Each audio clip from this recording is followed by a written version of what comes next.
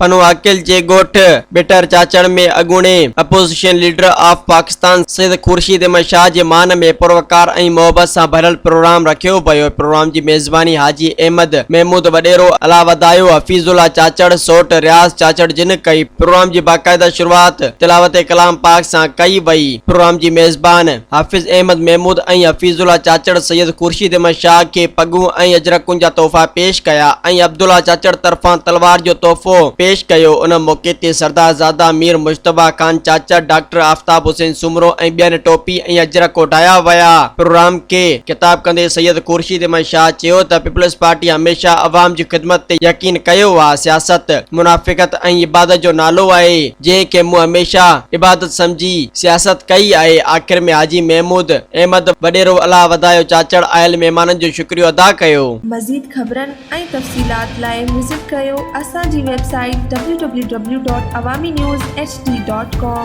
ऐं ॾिसंदा रहो अवामी न्यूज़ HD।